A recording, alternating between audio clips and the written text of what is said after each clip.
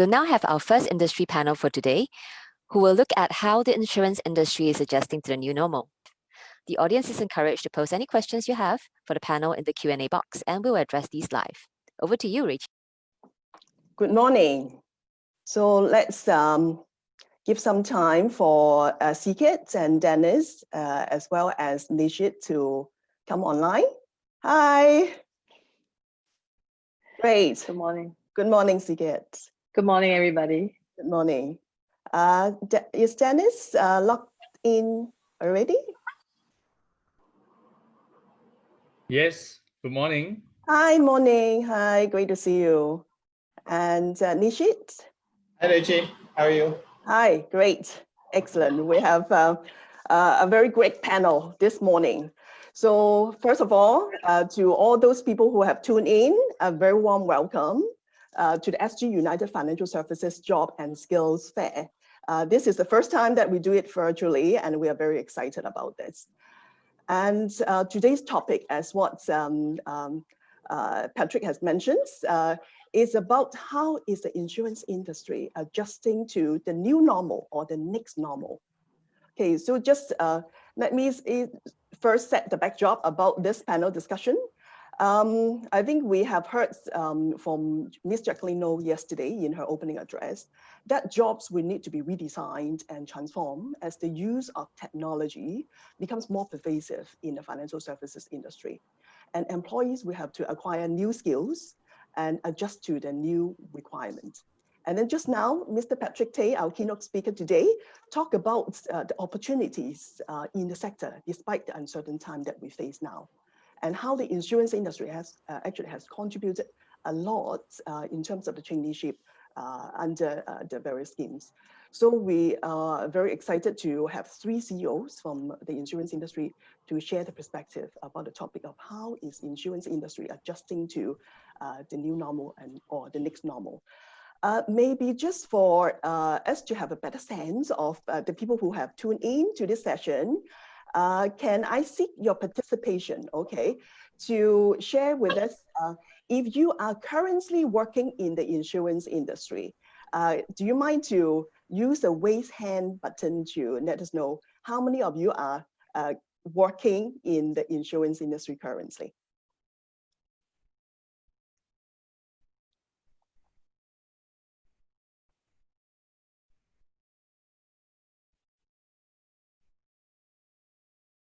Okay, so let me see how many. I don't see any hands yet, so probably, okay, quite a good number. Yes, excellent. So what about those maybe not working in the insurance industry, but are exploring career opportunities in the insurance industry? Can you raise up your hand, use the virtual raise hand button?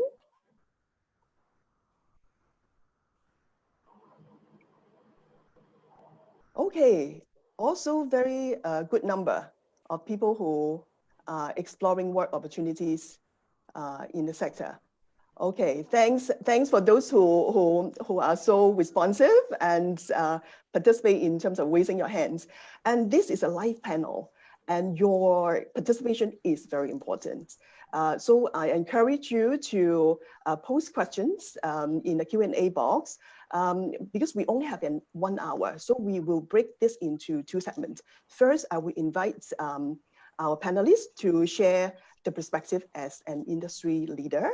And then for the last 20 minutes, we will open up for Q&A. So please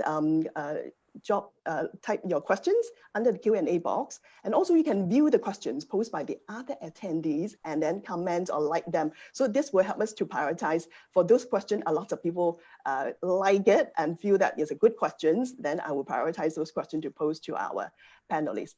So maybe let me also take some time to give a brief introduction. Maybe for those who are working in the insurance industry, you know these 3 panelists very well. But for those who may not be from the insurance industry, let me just give a brief background. Nishit is Vice Chair of LIA Executive Committee and also Chair of the IBF Insurance Work Group. He has over 30 years of experience in a variety of senior roles across the Asia Pacific region with Aviva, Prudential, the MES, and Watson Wyatt. And with his leadership, Aviva is well regarded as one of the most active, forward-thinking insurers in transforming the workforce. Dennis is IBF's council member.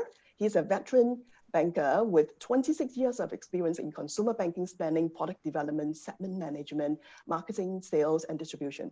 Prior to joining Prudential, Dennis was with the OCBC Bank for 10 years and has held the role of head of consumer financial services. Lastly, Siket is also our council member. She has a long career history in the financial services industry. Before assuming the chief executive position, Siket led the firm's sales and distribution strategy and helped the firm achieve the highest number of NDLT members for a record of 5 consecutive years. So we really have a very impressive panel. So without further ado, let me start with a macro outlook question. How is the insurance industry adapting to the needs of the markets and the new environment? And let me can I have Nishit to start, and then followed by Dennis and Sikit? Thanks. Good morning, everyone, and good morning to Rechi. I will talk about the industry as a whole and rather not talk at this stage about any particular jobs. And so I have been chairing the workforce transformation for IBF, the insurance group, both the life insurance as well as general insurance for I think a little over a year. And what I saw in that meeting with all the senior leaders in the industry was the industry is changing at every aspect of it. Now, if you look at distribution, it's changing. The training is sometimes done digitally. Now, during the COVID period, we could do non-face-to-face sales. You see the way customers are serviced. I mean, some companies, including Aviva, for quite a while, we were doing a lot of sales, which was pen and paper, which has all disappeared. And I think underwriting processes, claims processes, everything was changing. And what I think was happening was every insurer was doing what they thought was right. Obviously, they should be doing that. And the whole purpose of the transformation work group was to get everyone together and to actually, so there are 3 pillars to this whole thing. There is one, the insurers on one side, then you have the IBF, who is trying to map out what the future is going to look like, how job scopes are going to change, job roles are going to change. And then, as Patrick said, there is the very generous funding by MES and the government. And it was a question of the changes that the insurers want to bring. How do we tap on all the work that IBF has done and then also use up the funding? I think just even a simple case, funding was not very easy as to how do you get that funding. And what we try to do is to actually prioritize, to say we look at only these 3 job scopes or 3 areas, and then we'll all try and bring some workforce transformation such that we can reskill. So where the jobs are changing, you use the skills that are in play and use the funding, and then that creates a win-win for everyone in the industry. So we made some progress. I won't say we've actually sorted everything, but I think what is great to see is there's a sense of collaboration in that transformation group rather than competing with one another. And when one company is able to do something and show the results, then it becomes much easier for everyone else to actually pick up of that and go ahead and change. So I think we are fortunate that there are, I mean, as Jacqueline said yesterday, the industry is still growing. I think there aren't many job redundancies. And when the industry is growing and there aren't redundancies, we have the opportunity to do this workforce transformation so that we can actually minimize the redundancies going forward. Yes, thanks for the sharing of the perspective. I think, yeah, collaboration is a very key point that you have shared about not just working alone, but working in partnership with the tripartite partners, for example, the union, for example, IBF, and the government agency like SSG and WSG. So maybe Dennis, can we hear from you about your perspective? Sure. Good morning, everyone, and really happy to be here this morning. I think the shift to a digital economy definitely is disrupting the sector in many ways, right? So rapidly changing customer expectation in terms of speed and convenience, as well as increasing competition from non-traditional players, right? That's looking to always provide financial services. So on that backdrop, I think the industry really has come together and worked with organizations like IBF in really future-proofing our workforce. I think that is a very important thing given this backdrop. And I'm sure my esteemed panelists and their organizations, be it in AIA or Aviva, as well as Prudential Singapore, and many other insurance companies have actually conducted organization-wide strategic workforce plan. Right, this is not now, but I think this really has started in the last couple of years. And what that means is reviewing key roles, the criticality of it, the skill sets needed for the future. And all these are framed typically against the organization's own strategy and priorities. I think that is very important. And on the back of this exercise, we really want to embark on building a future-ready workforce with skills focusing on, in my opinion, 3 areas in terms of digital, skills in terms of innovation, and importantly, design thinking. Because by bringing all these 3 things together, I think we can then better serve the customers. Maybe if I can just use a couple of examples. We went through the lockdown period, right? In that sense, circuit breaker in second quarter this year. And during that period, for my organization, we actually saw a lift of 40% in terms of e-learning. And that compared to the year ago. And that really talks to the need and the really need for employees wanting to really get more new skill sets to brace themselves for all these new changes that's upon us. So I think that's one thing that our keynote speaker this morning, Patrick Tay, talked about as well, that whole mindset of continuous learning. I think that is very, very critical. The other point I think I can see a whole industry moving into, and also for my organization, is embracing technology and digital. And that is not just left to the IT team. It's not just left to the people who are doing digital. But when we say embracing that what I mean is for all job roles, whether you're in product, whether you're in underwriting, all job roles got to embrace data and got to embrace technology and AI in order to do their jobs a lot better, to better serve the customer base as well as the public. So a case in point would be a course that actually for my organization, we have actually offered this to all 1,400 employees in terms of a course in machine learning for human, right? Machine learning for human. And that is not just for the IT guys, right? Or the gals in technology or in digital teams, but it's pervasive across the entire organization, because we want to lift everyone up in terms of the knowledge and competency in order to better serve the customer base. And maybe just one final point I wanted to just emphasize is, I think with Singapore having a aging workforce, right, and also a declining birth rate, is probably important to continue to tap on the older workforce, right, as the country continues to age. And I think Singapore, in terms of our number of workers in the age 60 to 65 band, it has shown that actually in the last decade or so, that number has close to almost doubled. So it's important for us to continuously tap on these people with experience and knowledge to better serve the customer base as well. And that is one thing that for Prudential Singapore, we are really proud to have scrapped the retirement age, right? We literally scrapped retirement age for our employees. So there's no concept of retirement. And as long as the employee wants to work and continues to perform, we tap on them as key human resource to better serve our customers. Back to you, Rachie. Okay, thanks, Dennis. You bring up quite a number of key factors that are driving changes in the insurance industry. For example, competition from non-financial services sector. I just heard from the news yesterday, for example, Facebook now have Facebook Pay. So they're also getting into the financial services kind of offering. And you also talk about, because of the competition, the industry need to better embrace technology. And it's not just for the IT people, but across the organization to better the thinking of innovativeness and use technology to serve the customer better.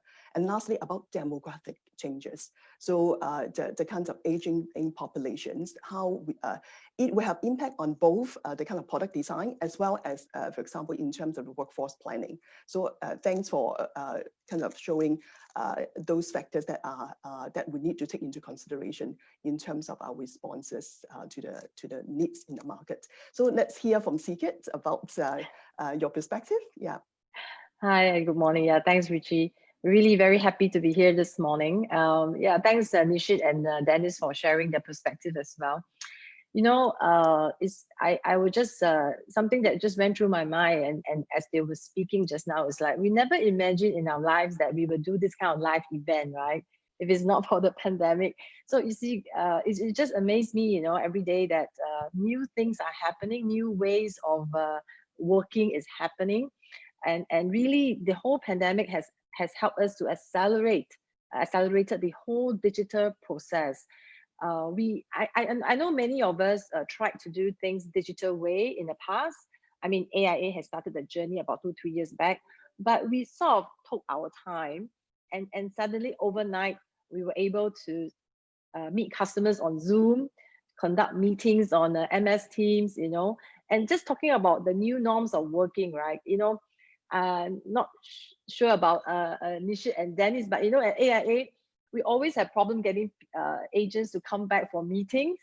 And attendance rate is always at about maybe 60-70%.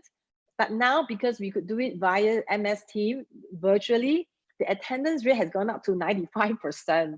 So these are all the positive aspects from this pandemic, right? You know, and I always share this with a lot of people, you know, as the world is frantically trying to test for the virus as what we are doing, and in many countries, the virus is also testing all of us, testing our resilience, testing our physical well-being, mental well-being, and also testing our creating a new way for being socially responsible, and so forth and so on, so on and so forth, right? So this is really a new norm, a new time of the century, you know.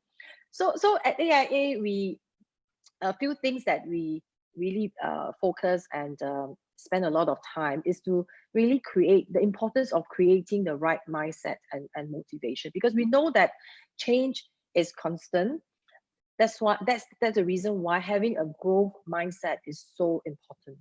So when we say right mindset, motivation, and all that, what does it really mean? So we use this word a lot. We encourage everybody to be a curious learner. It's not just about being a learner, but being a curious learner.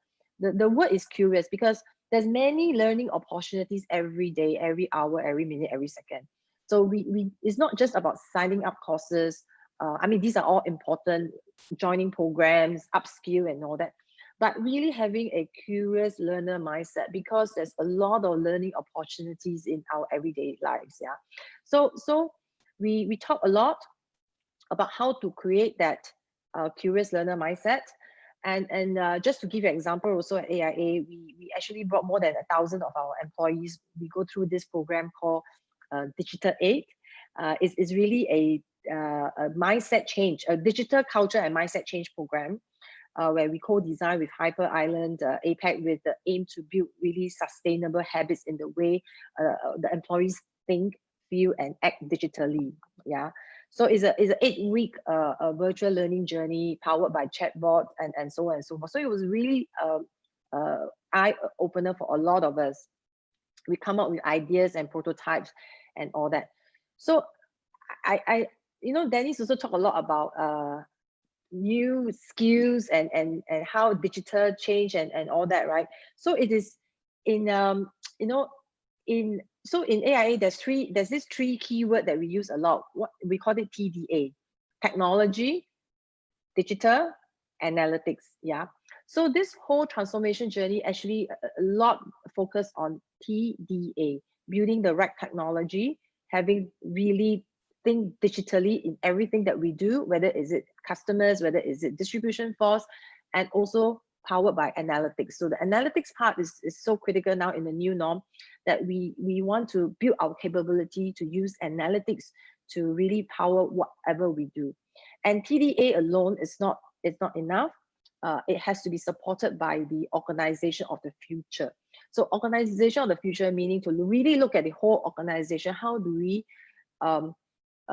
work with one another, not so much hierarchical, but work in teams, because now working in teams is so important. No more we manage by authority anymore, but really coming as teams to work together with a common objective. So these are the things that we talk about all the time. How do we build the organization of the future to prepare ourselves really in a new century that we we see now lah. Yeah. Yes, that's my little sharing, Richie. Back to you. Great.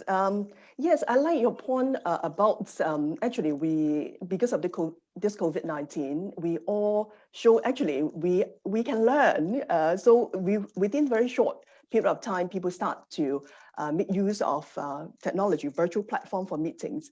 I remember there's a survey that I read. 70% of the respondents across Singapore now cited that they use technology, online platform and channels frequently since the outbreak of the pandemic. It shows that even the way that financial services are consumed has changed. And of course, about the way we work, we can now kind of have better attendance in terms of those meetings.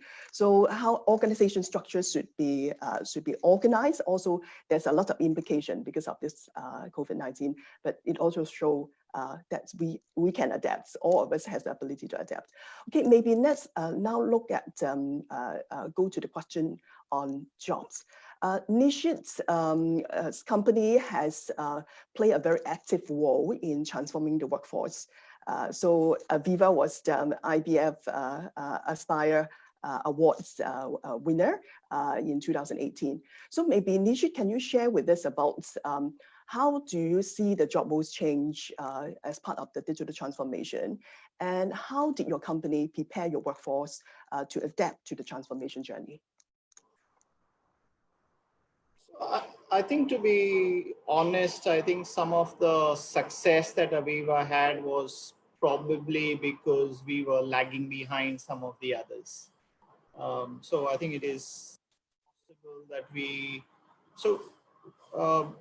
till 2016, as I said, most of our sales were done through pen and paper. Whereas I would think that Dennis and Zakit would say that most of their sales process was already end-to-end digital. A lot of our employee benefit stuff was pen and paper. And I think I probably will share with you the first, in my mind, one of our first digital forays was we went into what we called Claims Connect. And it was small claims up to $50, so outpatient claims, where we said we are spending so much time processing those claims because people send in. Sometimes the time to do the whole processing was more than $50, more than the claim. And we said we will do it digitally and we will get our customers to actually just zap the bill and send it to us. And no, we had lots of teething problems and stuff. But firstly, your customers need to adapt to a new technology as well. They're used to doing it in a certain way. But what we realized is when we had employees who are doing data entry, who are doing scanning work, all those jobs were just staring us in the eyes to say these jobs are going to go. And I think we've done a good job, but one of the difficulties, and which I hear in the transformation work group as well, is when you reskill staff, you also need to figure out what they are going to do. right? So you know what jobs are going to go away, but the difficulty is to figure out what jobs are going to be created and whether these staff actually can get there and what training program. So it is a mapping out, and there is, I mean, you win some, you lose some, but I think the most important thing was when we got staff to actually go through the PC program and stuff. We used to actually get them to showcase what they learned. So we sometimes in our town halls, we used to ask them to stand up and say, yeah, I was doing this. I went through this training program and now I'm so happy doing something else, right? Otherwise there is a lot of inertia for people to say, why am I going to change my job? And no, can I really do another job? So I think to give people that confidence that you can actually reskill and you can actually go out and do another job. So I think we've done a fair amount of work. I think once the obvious low-hanging fruit goes away, then the degree of difficulty will increase, because then you need to figure out. So for example, a lot of our claims, Ziki talked about analytics, and so you know, some of our claims processing is now done automatically. Underwriting, a lot more is done automatically. So what would those staff do? And then we have created opportunities which are more value added. So this is an ongoing process, but I quite love it to be in the transformation work group so that we can share with one another, learn from one another. And no, the reason why I say it's collaboration is we are ultimately looking after jobs for everyone in the industry. It is not Aviva versus Prudential or Aviva versus somebody else. So I think it's a learning process, but leaders need to take responsibility for their staff. They must be very clear in their minds that I don't want to let any of my staff be made redundant, and hence to reskill them is my responsibility as much as it is the staff's responsibility. So we've done reasonably well. I think happy, but a long way to go. Yeah, thank you for that. Thanks for the sharing. Yeah, I like the point about learning is not just for learning's sake. For adults learner, we want to know what is the purpose.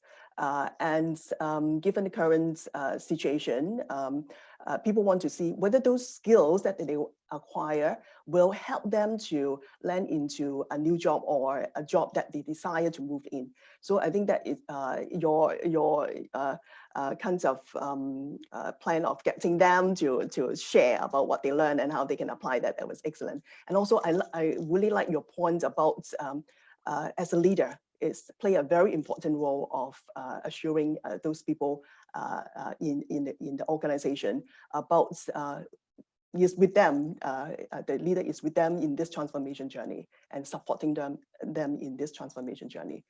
Okay, so in terms of skills, we have talked about quite a number of skills. I think the various panelists talk about, for example, data analytics, about design thinking, about customer journey understanding, etc. So maybe what is the key priority? What are the priority skills that we should focus on, and how maybe companies can prepare their staff, upskill their staff effectively for this next normal? So maybe Sikit, can I get you to share the perspective? Yeah, sure. I think this is all about digitalization, to prepare ourselves. So in my view, the priority skills really would include things like digital literacy. We need to really have an open mind to embrace the digital ways of doing things. I mean, can start from very, very simple things like using online social tools. So the digital literacy is really very important. We need to embrace that, because this is really how everybody is conducting or doing their work, their daily lives.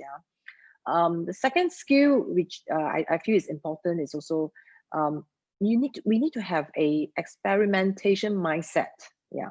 We need to continue to encourage to try new possibilities and be willing to learn from mistakes.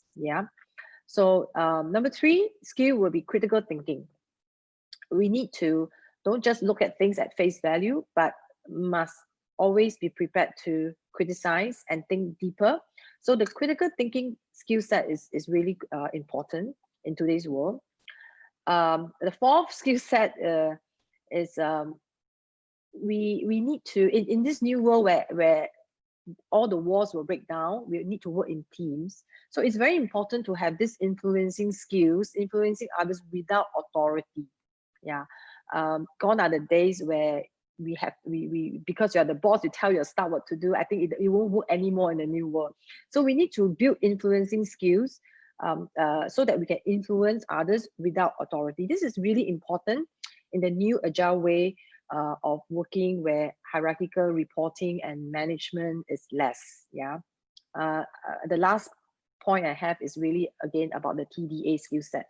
So technology, digital and analytic skills like cloud, AI, human-centered design, agile methods, data analytics, visualization techniques, etc.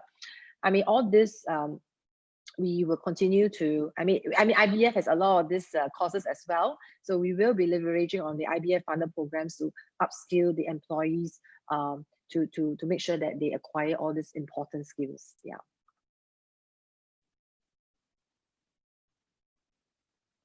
Thanks, Sikit. Yeah, so quite a good suite of skills that you talk about.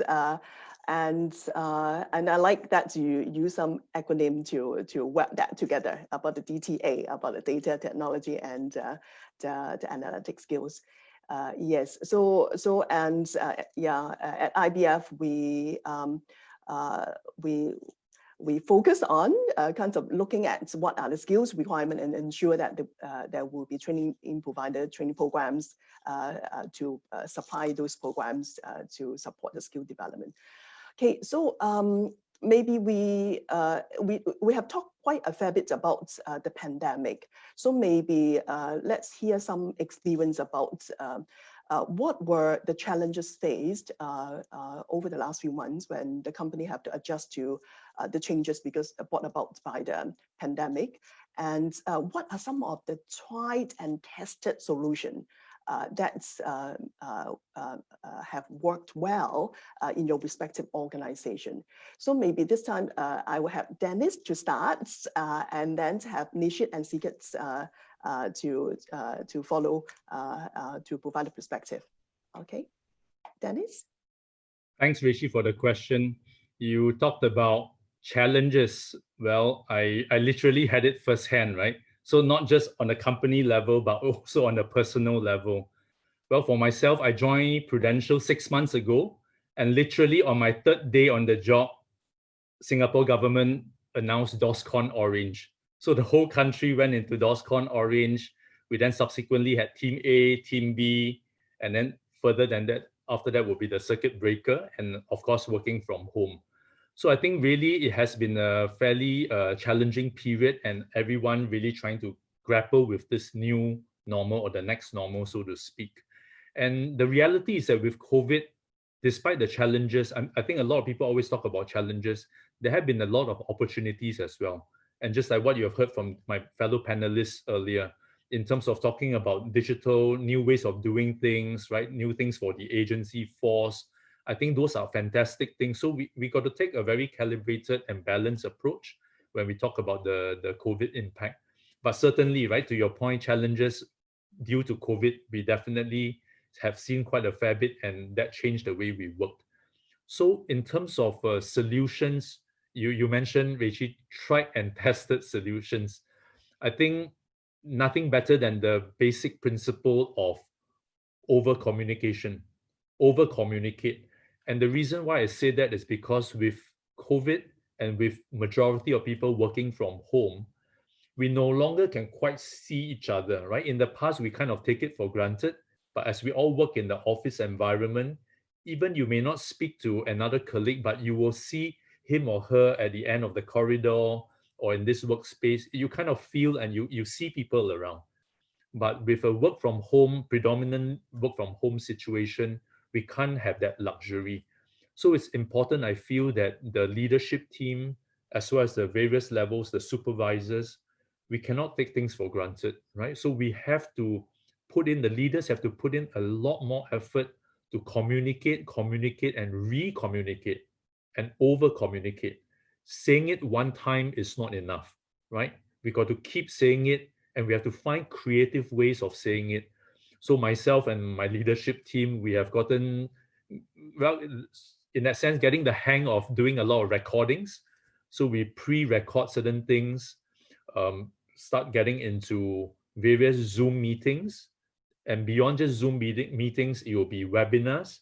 So you have, even though it's a virtual video platform, you can do it for small groups, larger groups, and there are many different ways of doing it effectively.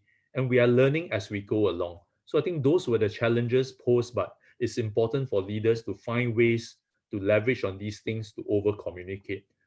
And the other thing about tried and tested principle is actually to be empathetic, right? To really empathize with our employees, empathize with our agency force, right? Which is right at the forefront serving customers. And of course, empathize with the customers, right? Empathize with the public. So I think one key example I can kind of share on this point is from empathy perspective. We started hearing the feedback from our employees, right? So even though we said circuit breaker and many people had to work from home, and including now, many of my fellow colleagues are still working from home. But the truth is that many households, many employees are not prepared to work from home, and they are not equipped to work from home. That is the truth. That's the reality. So on the one hand, we see that, but on the other hand, we look at our empty offices. We see so many large computer screens. We see so many chairs, and the employees are telling us that it's not ergonomic, right? At home, when you sit, it's the rooms or the living room or the bedrooms are not meant to be an office. So in short, what we did was that we heard those feedback, we were empathetic, and we started lending out all the large monitors from our offices. So to date, we have really lent out more than 150 large monitors so that employees can be more effective working from home. We have to date counted also more than 100 proper office chairs that we have made arrangement to also pass it on to our employees. So this is another example I just wanted to share from an empathetic point of view. And of course, finally, empathy to our frontline staff who are really serving customers. And I think it's really great that we see the government declaring that insurance business is an essential business during this pandemic, right? Even during the circuit breaker period in second quarter. And that speaks to the meaningfulness of our industry in really helping individuals in their protection needs and in times of needs. And during the lockdown and all that, I think it's important that claims continue to be processed so that we can support a lot of policyholders and members of the public as well. So with that, if the agents can't be seeing customers face to face back then during the circuit breaker, that's the reason why it's important for us to quickly hear them and come out with solutions for them to be able to connect with their customers and connect with the public. So Zikit briefly talked about the challenges earlier in terms of technology, and sometimes, right, large corporations like us struggle in the past, maybe perhaps not as fast.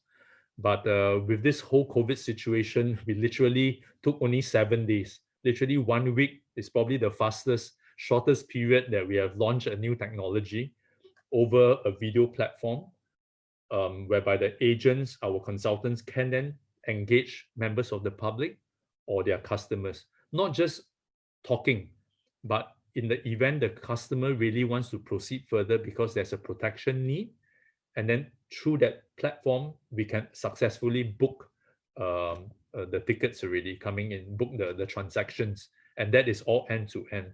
So I think that's something, again, hearing the feedback from the agency force and customers, having the empathy and being able to launch some of these things to better support them. So I think these are some of the examples that I just wanted to briefly share to your point, Rishi, in terms of some of the solutions, and more importantly, the principles behind in terms of over-communicate, as well as the empathy. Back to you, Rishi. Thanks, Dennis. Yeah, with the use of technology, yes, it's not just about technology, it's about also the interactions, being empathetic to those people that we communicate with, and communicate, over-communicate. And also you brought up a very good point about insurance is considered essential services. And based on the LIA report, actually life insurance sales go up 10% in Q1. And probably there's people are having better awareness and see the need of insurance because of this pandemic. So at the same time, when there are these challenges, at the same time there's also opportunities, and about the way we work. And I like about there are a computer sitting in office and a chair sitting in office. How to or kinds of can let kinds of probably lend that or rent that to the employees. So I think it's about the peer sharing economy, right? So how to better make use of the assets that we have and make the work easier during this period of time. Okay, so let's hear from Nishit or Sikit next. Who would like to go first? Sorry. I'll probably keep it short now. So, yeah, okay, Nishit, okay. Because the empathy and compassion is sort of words which were in the vocabulary, but we had, during some of the hectic days, we had lost them, and we've now refound them. And no, I think most companies have used that. We had some financial packages for our advisors to tide them over the tough times because their basic income is just all variable commissions. And so we help them out a little bit. But I'd also sort of make a point here that the empathy was priority for a very long time. I think ever since the circuit breaker. But I think we have now got to a stage where we feel that reviving the engine is very important, has become top priority. It doesn't mean that empathy has gone away, but our priority is to make sure, because the number one sort of concern for staff is job insecurity. And my simple view is, if the business doesn't do well, then I wouldn't be able to protect jobs forever. So this year we got lots of subsidies from the government and stuff, but second quarter was bad for everyone. I think the LI numbers are just out, and I think they don't look good at all. And my view is the best thing I can do for staff is if the business gets back close to normal. So no, I think we are now slowly moving the emphasis on getting that engine moving without actually giving up the empathy part. But it's just a slight shift as the days have gone by. Yeah, okay. So I may just add the challenges, right? Two things came to my mind. One is, you see, when we all work from home, sometimes it's very difficult to switch off or lock off our computer. And I hear a lot of my staff telling me that the computer is on literally throughout 24 hours. They can eat in front of the computer. They will go and sleep, but then in the morning, the first thing they wake up is to sit in front of the computer. So they literally doesn't need to switch off the computer, and it become very, it can be quite worrying, because we all need to learn and to have a conscious effort to learn how to lock off. So one of the solution is we always have Relax Friday. So every Friday we try to pump through some webinars or some get together, some fun things that we make a conscious effort to communicate to the staff, to remind them that, hey, it's time to relax and don't just log onto the computer, for 24 hours. The other thing is also, it's also difficult to find time for training, right? Because they are now all work from home. We talk about it's important to continue to be trained, go for upskill yourself, and so on and so forth. But a lot of times the reality is difficult to cut off the time, because your work and working from home has blurred the line. So it becomes very challenging to say, I will take this day to do training or whatsoever, right? So employees also find it challenging to learn, to know what to learn, and what are the new skills or knowledge that they should invest in themselves. So we make a cautious effort to really get our what we call the SLT, the leadership team, to handhold them. So Dennis talked a lot about communication, right? So we also need to make sure that we have increased engagement. Yeah, finding new ways to engage with the staff, whether is it with a direct team or as a division or as an entire company. There's a lot of activities, engagement activities, and many of these engagement activities are less formal, so that we continue to connect and engage them. So these are some of the solutions that we have been doing at AIA. Yeah. Great, thanks, Sikit. We have quite a number of questions from the audience. So in view that we have maybe another 15 minutes or so, so let maybe start to look at some of these questions. Okay, let's start with the first question posed by CL. This person say, how do you foresee more jobs will be done by employees from trans boundaries or trans countries platform instead of being done locally? How will this affect the insurance climate locally? I suppose he is trying to find out from the panelist perspective. Now there are certain jobs that is no longer, because of the virtual environment, no longer need to be done in the same place. It can be done in other countries, other kinds of trans countries platform. So how would that affect the insurance industry in terms of locally, in terms of jobs, I suppose? Are there anyone who would like to give it a shot for this question?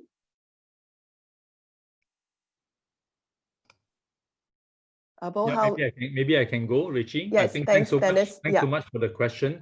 Of course, I can't speak for the entire industry, but from my company's perspective, I think insurance is definitely a business that has got to be very connected with the local community, right? The understanding of the local community, I think that is really critical.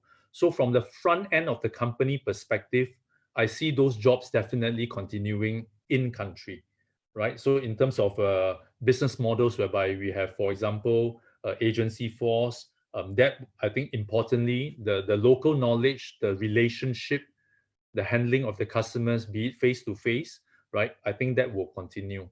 From a corporate perspective, and there are many different divisions, I guess, right, in the typical life insurer setup. Well, it's true that perhaps in this new normal and the globalization, certain potential jobs might take a different form. But once again, I think from Prudential's perspective, we are very focused on the local, what we call LBUs, local business units. So in terms of the operations, in terms of the claims, all of that is set up in our local footprint, right? So we are in many countries in the region, but the servicing of that is predominantly done by the local team. So I do not definitely see in the near future, near to even the midterm perspective, whereby some of these potential roles will go away. But having said that, I think importantly is for us to continuously propagate the need for that lifelong learning, really understanding how else do we really need to keep upskilling and reskilling for all the job roles, because the whole environment constantly is very fluid. It continues to change. So we have to keep up with times. And that's the reason why I think back to Nishit's earlier point as well, which I totally agree with. It is the leadership, it's the corporation's responsibility to then roll that out and work with the employees. Back to you, Rachel. Yeah, thanks, Dennis. There are two related questions. Is about the skills on data analytics. So one aspect of the question is about, for those who want to upskill themselves in data analytics, currently what are the jobs in the insurance industry that with those skills that they would be able to move into? Another aspect is with the data analytics and automation seems to be largely focusing on underwriting and claims. How do we see those jobs and the job roles being impacted what kind of changes they need to be prepared to respond to the changes in the job roles. So anyone want to take a go on this question about data analytics and the job roles impacted? Well, I'll give it a try, and then Yeah. Sikit can help me out on this one. So I think if I first take the claims and underwriting one, I think in a strange sort of way, the ones who are experts in claims and experts in underwriting, I think we depend on them to actually do the automation. Because the rules, if you call it a rules engine, whether it is on the claims assessment or on the underwriting, the person who's best suited to develop that claims engine is the one who knows it very well. And that actually makes their own jobs insecure. And I think that is why some of those things are taking a bit longer. But I think these things will happen. And the ones who are actually doing the underwriting or claims assessment will move into what I think is analytical roles to see underwriting is done, but now I mean, the way we are doing the underwriting, whether the rules need to change, where are we making profits, which customers should we take in, where have we made mistakes in the past, stuff like that. You know, claims, again, you will have do the analytics and decide whether your product should change such that you don't lose money on certain aspects of the product. So that will change, and I think it'll be. I personally think it'll be very interesting times for the ones who are experts in underwriting and claims, because that knowledge will always be very important. I think the other areas where analytics, I think you can use analytics anywhere where you are digital. So I tell you the Aviva story because we were not always digital. So any data that you have on pen and paper is very difficult to do analytics. No?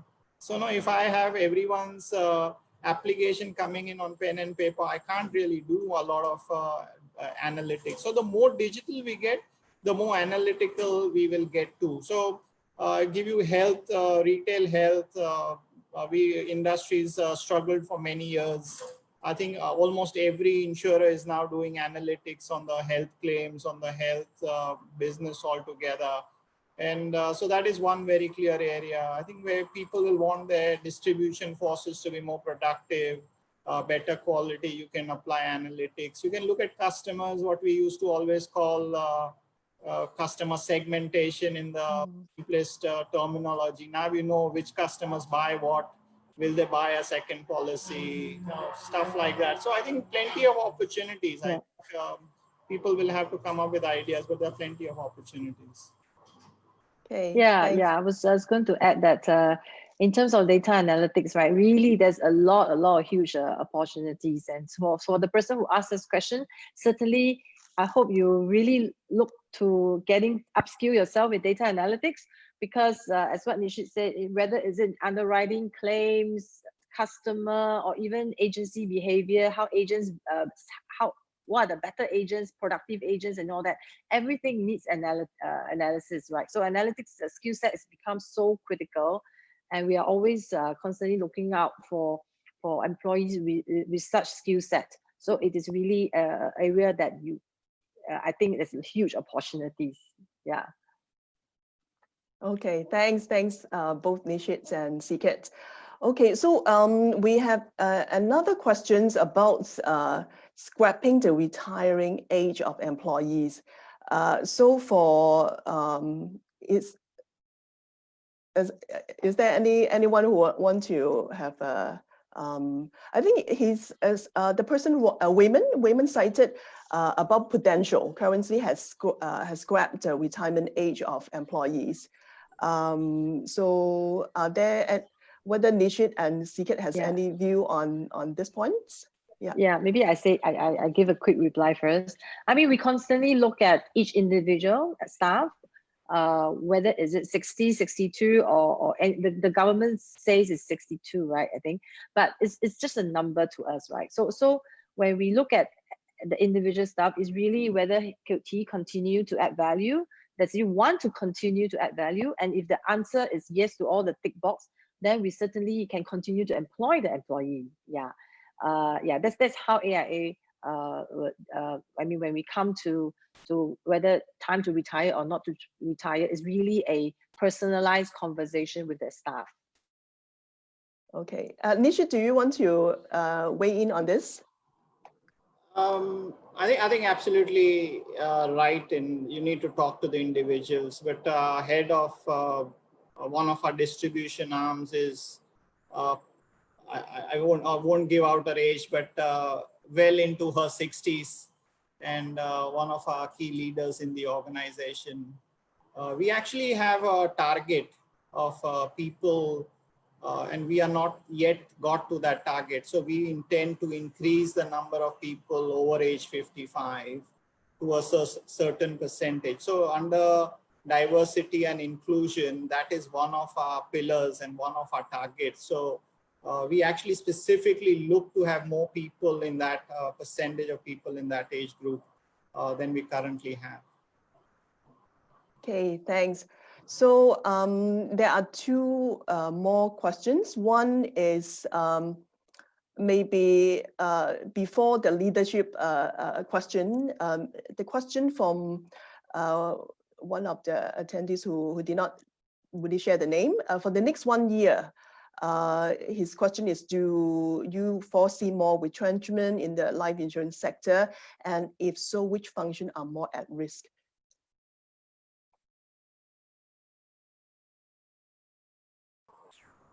Maybe I'll go first on that one. I think I personally cannot. I find it very difficult to project going forward. I think July has been the first sort of okay month after the circuit breaker. If anybody tells me what my sales projections would be for this year, I'd say I really honestly don't know the answer. So to go into next year, I think even more difficult to predict. If business comes back to where sort of 19 numbers, 19 levels, then probably not. But I think one thing which we mustn't forget is that next year there won't be any government subsidies to cushion the impact.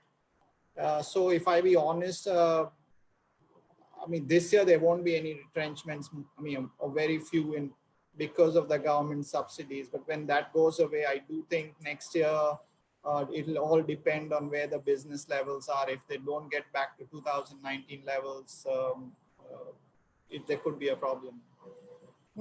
Which functions are at risk? I think again, I think it'll be across functions now, because a lot of leaders take the view that you reduce staff at the lowest salary ranges, it's not going to make much of a difference. So you will see retrenchments. My sense is across the board. Obviously, CEOs will have to make the call which functions are least valuable in that sense, at least for a period of time. And then you can bring those functions back in when the business is back to normal. Okay, so great. So I think we almost have answered okay, so there are a few more questions coming up. In terms of the opportunities for digitalization, how do you foresee use of blockchain use cases for your organization in faster turnaround in claim settlement, document registry, and digital records? So in terms of the use of blockchain, anyone have some experience want to share?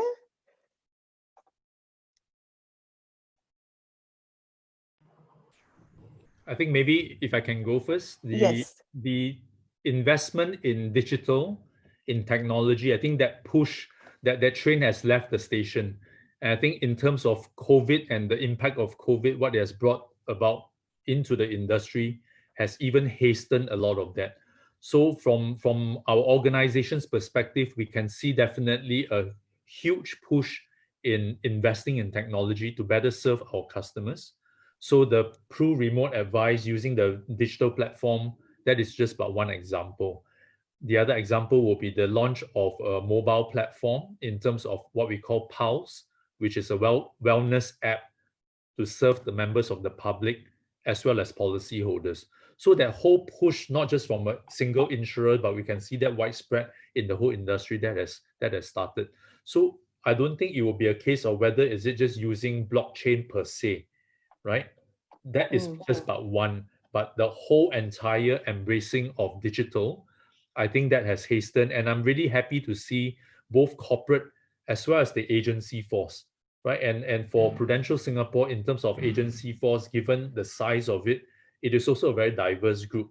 And I'm really proud and happy to say that within that also, all of them have really, really embraced digital. And I think that is going to be the key thing going forward in the post-COVID world, whereby that whole nimbleness in wanting to adopt technology, not for technology's sake, but really using it to solve real life problems for customers.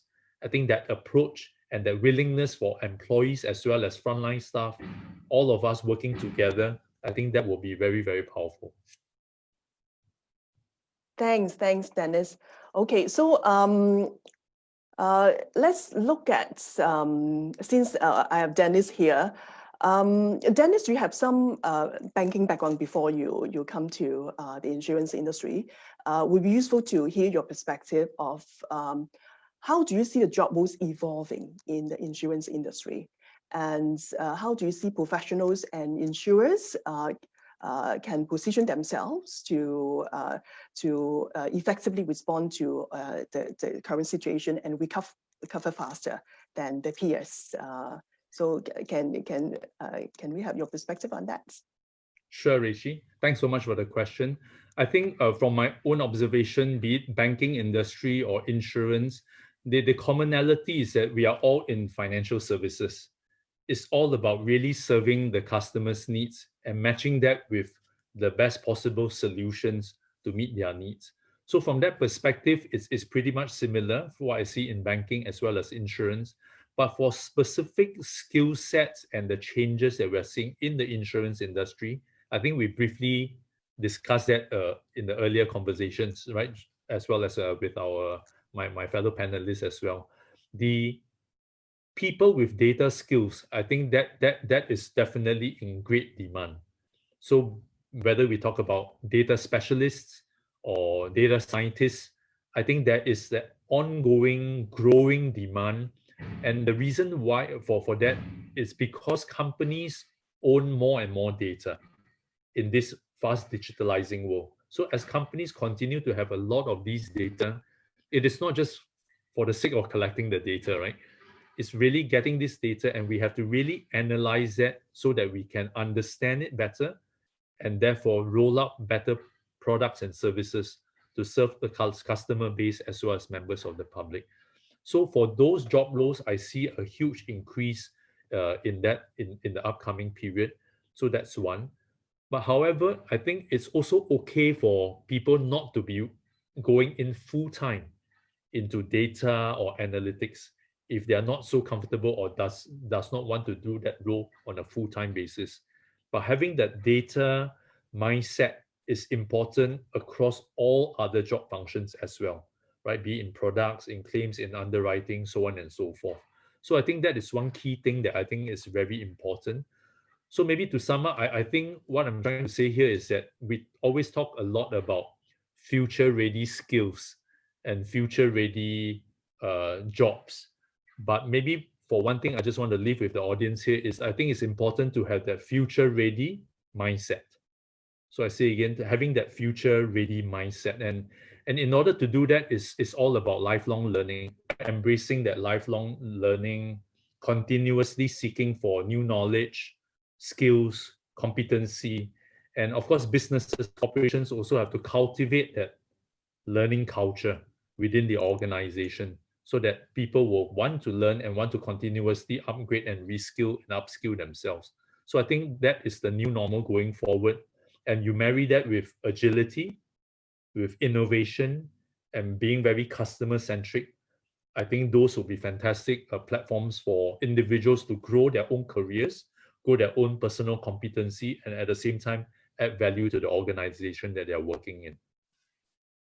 Thanks, Dennis. I think we close to the end of the panel, the time that we have. So before I close the panel, probably let's hear from each of our panelists, maybe some nugget of wisdom, maybe for about half a minute. Can I have each one of you to share for our those participants who have tuned in? What is your advice to them in terms of skills development, in terms of job search? Yeah. Okay, maybe I go first. Yeah. Yeah. Yeah, thanks for this opportunity to be at this panelist. It's a really great platform for all of us to learn from each other. To everybody who's tuned in, I want to say that let's continue to have that open mindset, always embrace new ways of doing things, and growth mindset is very important. Growth in whatever we do, we always need to get better, and of course, continue to learn with as a curious learner. Yeah, all the best to everybody. So maybe from my perspective, I think it's important to disrupt yourself, right? It's important to disrupt yourself. It's okay to feel a little bit uncomfortable at times, because the important thing in this next normal is to always learn, unlearn, and relearn. So for all of us, if we really want to have career longevity in this new world ahead of us, it is important for us to really embrace that lifelong learning mindset, right? So I think that is something that I think I would like to leave with the audience. Make that your own personal mantra in terms of lifelong learning, so that you really have that career longevity. Thank you. So my advice, probably I won't talk about learning this time. So I don't think the new world or new normal is going to be any worse than the old times. I think it's just going to be different, and it's just how you handle it. And but one thing which I do personally feel is that there will be less stability. So you won't have a job which you can do the same things for 25 years, 30 years. Things will change or faster. So I tell my son that you will go through many career changes, and you won't have one career like I've had right through my last 30 years. And when you have to make changes, it's always slightly difficult. And so my advice to you would be learn to love people around you, be compassionate, build lasting relationships where you can build on them and use those relationships when you are down, when you need advice, when you want to go into a new career, a new skill set and stuff like that. Learn to trust people, because we have all started to do this during the COVID period. I'd say don't lose it. You have this, then you have the opportunity to lead a happy life. And hopefully you take on all the advice that Zakith and Dennis gave you. You'll also have a successful life. So all the very best. Thank you, Reichi, for giving me the opportunity to be here. It was fun. Thank you. Thanks so much for the three industry leaders joining us. Really thanks for your time. And I also applaud all of you who have tuned in to this sectorial update to gain a better understanding of the industry developments, about the skills trends. And I hope that you will gain better, increased confidence as you adapt to the industry developments, and then as you explore the career opportunities through participating in the other segment of this job fair. So all the best, and then let's keep in touch. And if you have any other questions, feel free to drop a note to the IBF mailbox. Okay, thanks. All the best. See you.